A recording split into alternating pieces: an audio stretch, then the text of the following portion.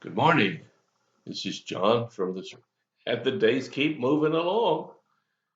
And we're always thankful that God gives us more opportunity to see Him at work and be a part of His kingdom. I hope that's how you look at it. I decided to continue in Proverbs for another week or two. There's so many good things in here, I just didn't really want to stop after last week. So today I want to read a verse from chapter 17. This is it's not one of my favorite verses per se, but it's one that really gets me all the time. And it's so true. You've probably heard it, but I'll read it again. Proverbs 17, verse 22. A cheerful heart is good medicine, but a broken spirit saps a person's strength. A cheerful heart is good medicine, but a broken spirit, that's another matter. The King James says, but a broken spirit dries up the bones. A cheerful heart.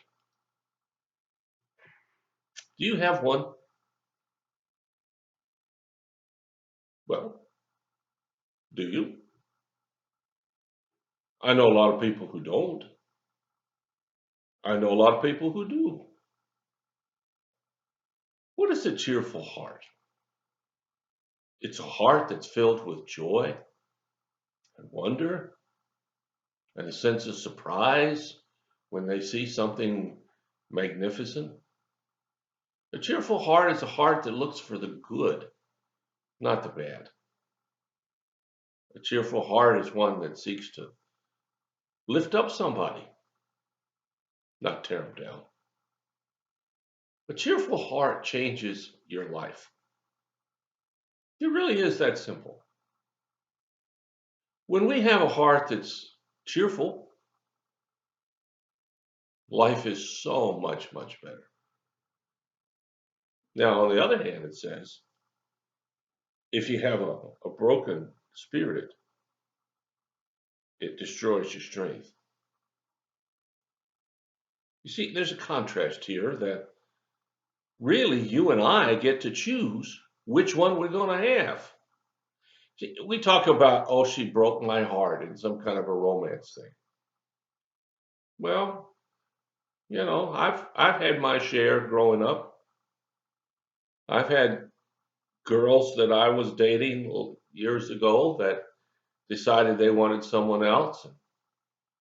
I've had girls I've dated in the past that I decided I wanted someone else. And those things happen until you meet the right one. And unfortunately, some people go through their whole lives never meeting the right one. They just keep trying one after the other, after the other. Well, yeah, that's not what he's talking about here. A cheerful heart is one that comes from God. He puts a song in your step, as they say. He allows you to get up in the morning thankful that there's another great morning there. He allows you to meet somebody and say, hey, nice to talk to you, even if they don't say much. But a broken spirit, wow, that's one where people give up. There's no hope.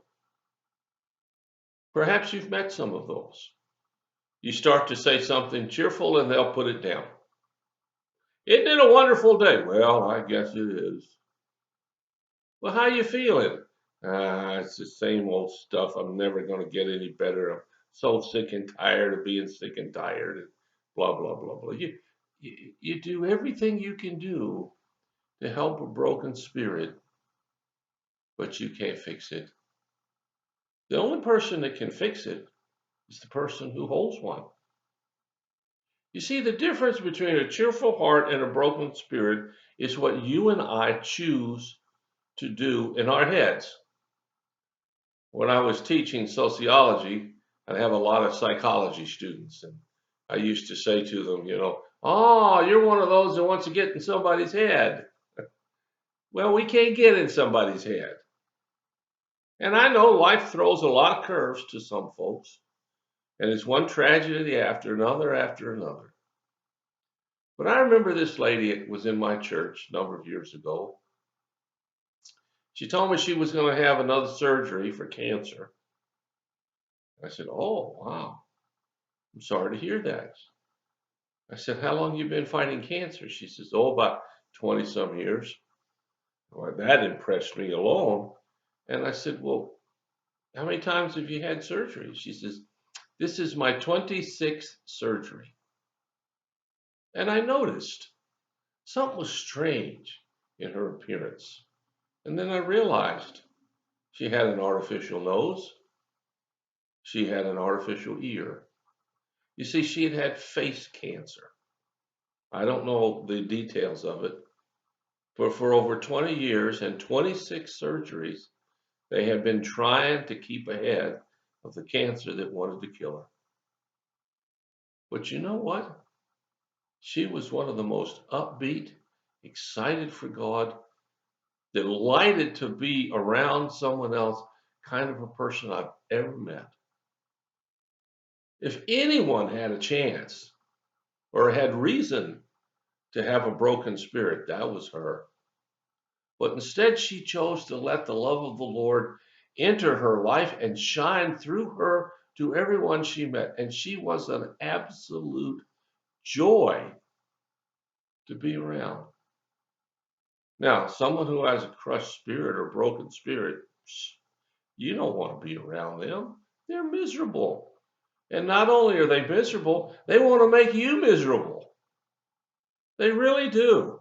It seems that their only goal in life is to be miserable. And you can't make them unmiserable. They have to choose to do that. And some will, and my experience is most won't. But yet, the Bible tells us that a cheerful heart changes everything. You and I have the privilege and the opportunity and the power to work on our own hearts. Nobody else can do it. Oh, sure, the Lord is guiding it. And the first step is to let the Lord into your life so that He can work with you on changing your heart. But nobody else can do it for you. So as you're listening to me today, I just kind of ask the question, do you have a cheerful heart? I know some of your circumstances are just terrific, and some of them are horrible. But I'm not talking about your circumstances, and neither is Proverbs. It's talking about your heart. So I invite you today to take a good look at it. You know, if it's not a really cheerful one, you ought to think about changing it. Everything will be different if you do. Well, thanks for listening. Hope you have a wonderful week.